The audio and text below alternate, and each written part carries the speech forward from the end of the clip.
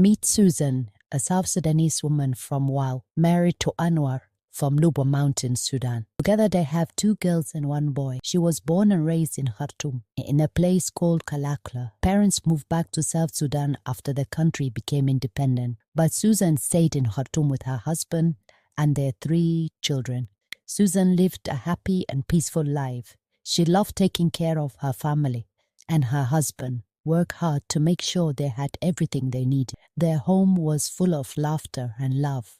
One day, everything changed. War broke out in Khartoum. Gunfire filled the street, and the once safe neighborhood became dangerous. Susan's husband went out one morning and never came back. Susan searched everywhere for him, asking neighbors, police, and anyone who might know something, but no one had any answers. Susan realized that Khartoum was no longer safe for her and her children. She decided to leave for South Sudan, hoping that one day her husband would return to them. She packed what little they had and joined a group of people escaping the war. The journey was hard, with hot days and cold nights. They walked for a long time until a kind person gave them a ride to South Sudan. When they arrived to Juba, Susan and her children stayed with her husband's cousin, who had moved there earlier. At first, they were thankful to have a place to stay, but soon problems started. The cousin's wife complained about the extra people in the house. Things got worse when Susan's younger child accidentally broke a flower vase. An argument followed, and the family had to hold a meeting to calm things down. For a short time, things seemed better. But then another fight happened. This time, Susan's children were accused of playing in the living room. Cousin's wife got very angry and told Susan to leave. With nowhere else to go, Susan and her children ended up in the streets. Susan tried to stay with her old friend, Julia, but Julia's husband didn't want the responsibility.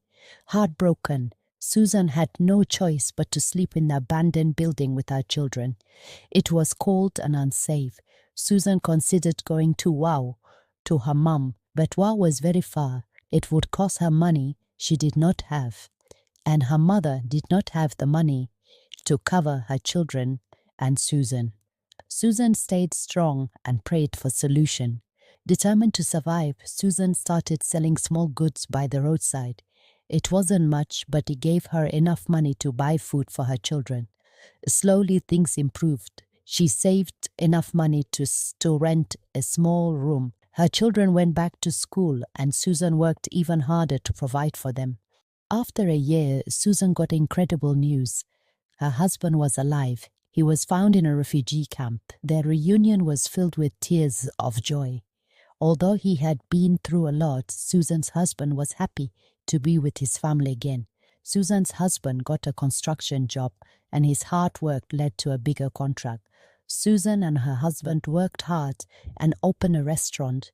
Eventually, they saved enough money to build a home and send their children to the best school in Juba. Susan's story shows how hope, faith, and hard work can help overcome even the hardest challenges. Despite everything she went through, Susan never gave up.